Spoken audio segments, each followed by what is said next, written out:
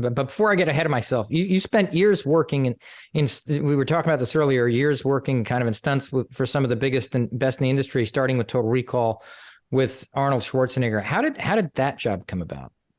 My uncle was directing second unit on it, and I got a call and jumped on a plane and went to Mexico, Cherubusco Studios at 17 years old, and I got killed over and over again. It was a brilliant experience. I did another film with Paul Verhoeven. The second one was Starship Troopers, where I doubled Jake Busey, and on that one I actually got to watch him because I ended up being on that film for about 14 months because I was on the development of the tanker bug at the beginning, where they used me as a sort of dummy for getting eaten and riding the tanker bug through the shoot and then through to pickups and all the space stuff. I was one of the, I was actually not one, I was about 13 or 14 of the various different astronauts that got blown out into space.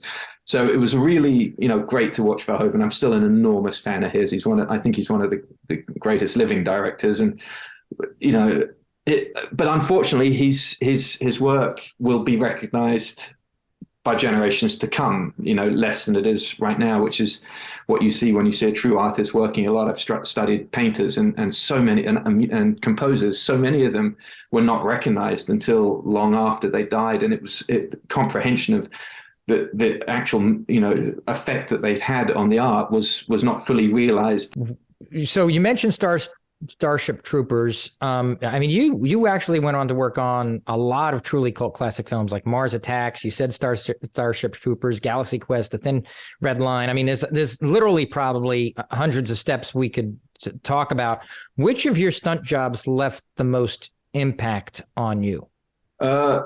I filled in for my friend Garrett Warren on P.T. Anderson's The Master and to watch P.T. Anderson up close was an enormous gift. It reminded me what it was that I loved about films and filmmaking and what I really truly wanted to do.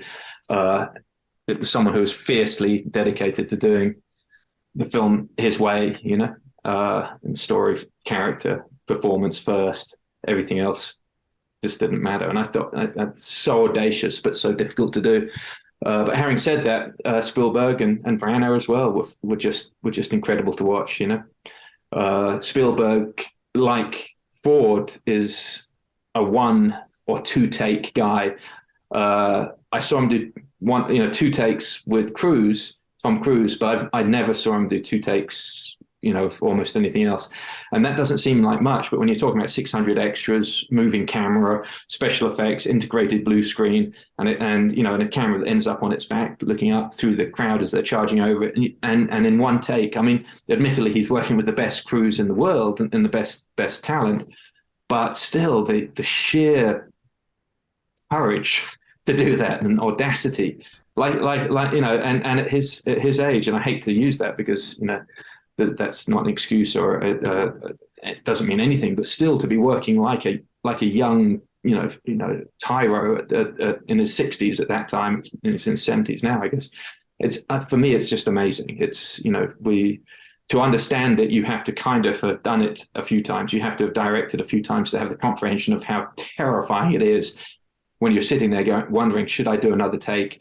Do I have what I need in the can? I'm going to be sitting watching this film in front of all and to look at it and go, yep, moving on, good. On the first, over and over again, it's just incredible. It's an incredible thing. It's an incredible pleasure watching him. But like watching a John Ford film, you're in tears at the end of it, not only because it's a wonderful film, but because the height that this guy has taken the cinema to, you're never going to get to. And so it can also be frustrating working alongside a Spielberg in the same way that watching John Ford is frustrating. It's like, I watched Young Mr. Lincoln the other day, and it's a film about young Abraham Lincoln as a lawyer. And by the third act, you're choking up, and it's utterly moving. And you're like, how did he do that with this material? How did he do that? How was he able to make me cry on my own watching this film about a lawyer that it's not even about, him as a president. It's such an incredibly moving film, and it's caught you in a way that you least expect it. And you realize that that's the sheer genius of someone like John Ford. similar experience watching someone like Spielberg. It's fantastic, but to aspire to copy or to mimic or to be like that is a very dangerous path to go down. Watch it, enjoy it, take what you can from it, but you're going to have to find your own path because you cannot copy that, you know. I'm still a little mentally hung up on the one take thing because it just requires a remarkable amount of confidence, because in the stuff that I've had to kind of direct, even when you think the first take might be the take, there's still this tendency of going, well, let's do some insurance takes, let's do this, let's do that, just in case, or a feeling like you might be able to improve on it. There's always that feeling that's lurking in the back of your head. Well, we should do one more. We should just do one. Well, okay, let's do two more. We'll give it three more. So with you. What I mean? I am 100% in your camp, and that's exactly what I felt. We did Lincoln together again. Garrett Warren, who's at the moment probably the best action unit director in Hollywood. We did Lincoln together again. I worked as his subordinate on that, and we put together 16 vignettes for the Battle of Stamford Ferry. We had 400 extras, 200 specialty extras, and then on top of that, another 40 or so stuntmen that we'd had to hire from all over America, because you had to be skinny guys. They had to be, of a certain look. Now, we showed those vignettes. He chose 8 of those vignettes, and those were the 8 vignettes that we shot that day in the field, which became the Battle of Stamford Ferry in the movie, it's just a blip in the film, but there was as you can imagine, a tremendous amount of work that went into that, from horses in the background, teaching guys for 2 weeks to be able to fight with a bayonet and a sword. And it came to the point where we were looking at each other going, do you think he's actually looking at any of these, or is it just the assistant director? And we came up with a multitude of sort of conspiracy theories of basically Spielberg's now just sitting in a chair. He's not really doing anything. It's the whole team that do everything for him, because your mind works like that a little bit. And you get to set and you realize now he's watched every single one. He knows exactly what's going on in each of the vignettes. He expects that to happen as we've shown it to him on the day. And that's what's going to, one of them didn't go quite right. He said, oh, that's your take, on to the next one. And we're like, no, we can get it right in the next one. And I saw Garrett, it's like, don't say anything, just move on to that, because he's not going to do a second take of something that might not work a second time. We didn't work the first time. We've had 2 weeks to get it right. And I realize now, looking back on it, that's genius. That's the way that works. But yeah, no, he knew everything that was supposed to be there. He'd seen the 8 vignettes in detail. He'd watched us working for the last 2 weeks, and he was very aware of what was going on, and expected it to happen as it was going to happen. And you get one take, everyone's on their toes. They know they've only got the one. No one person in that group of 40 stunt guys wanted to be the one to mess it up. So everyone's at their top, and you get it done, and it's in the can after one take, and you're on.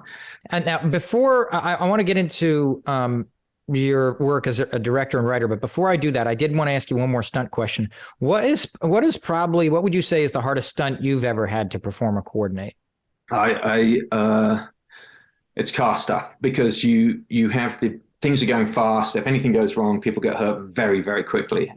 Stunt guy is often the least vulnerable of all, because he's sitting inside the vehicle. You have cameramen, you have PAs, you have assistants, you have actors, extras that are standing around.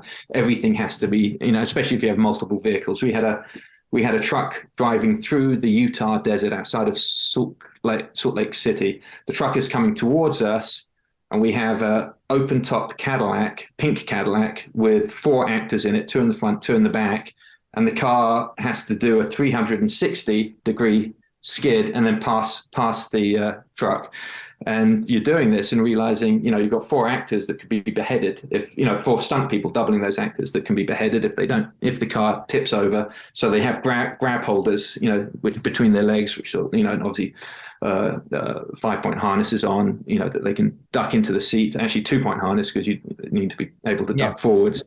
It's just so many things that can go wrong, and you're constantly watching the safety elements, but then you're also wanting to give the director exactly what he needs and requires for that stunt. So for me, the vehicle stuff, motorcycles, cars, where you have a lot going on outside of it, as I say, things can happen very, very quickly, then go bad very, very quickly.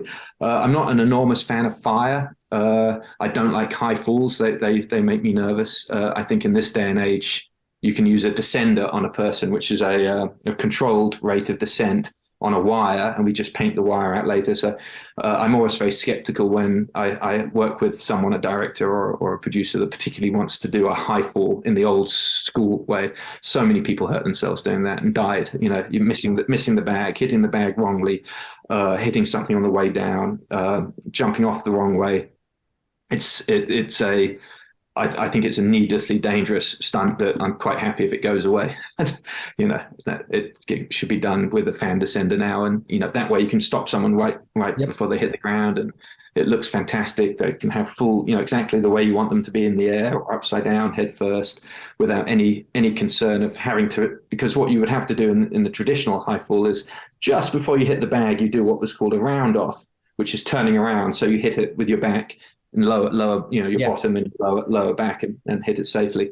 You would never want to hit a airbag or a box catcher from 80 feet face first. That would be extraordinarily, you'd break your nose and potentially your spine.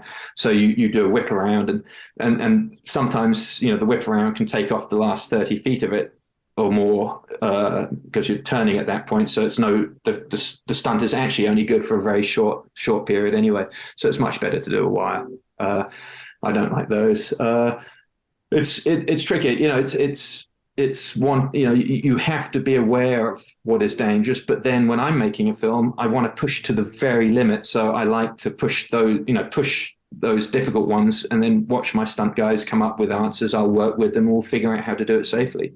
That's part of the fun challenge. You certainly don't write a script to try and be safe. Knowing what I know as a stuntman allows me to push it to the absolute limits. And also, over the years, you work with directors and they shoot something badly, and you're standing over there going, "God, look great from here," but you had the camera in the wrong place.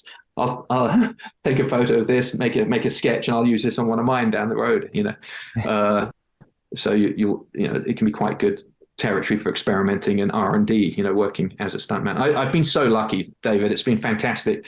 I can't anymore. I'm too old now to hit the ground, as I found out a month or two ago. But for the longest time, I would direct pictures, and if I started to run out of cash, I'd go back to doing stunts, and it was a beautiful way to sort of to heal up my finances, but also learn a little bit and get out there and see what other people are doing. And then I'd go back onto one of my indie films, and it was a wonderful, wonderful thing. I'm very lucky. I've led a blessed life. Well, it's interesting because, they refer to, lawyers who practice law and doctors who practice medicine. And the way that you describe directing is essentially like the practice of directing. You continue to learn as you do it, you know what I mean? And you learn from other people, and it's interesting. Absolutely. So absolutely. If you look at Ford's career, he remade Three Bad Men three times. Once as a silent movie, once as a black and white movie, and once as a color movie with John Wayne. Constantly. In those days, you didn't have to worry about the internet suddenly spewing things up from your past. That they were gone. There were no revival houses, at that point. So each time perfecting that story a little bit better, making it better, working out how he could tell it in a way that he fixed the mistake that he made. He knew that there was a kernel of something wonderful in there, and by the time the 50s came around, he made it with John Wayne. It's a wonderful movie. It's fantastic. You can see him working it. It's important. It's important also with your own career and your own path to continuously push yourself to where you're nervous, where you're least comfortable,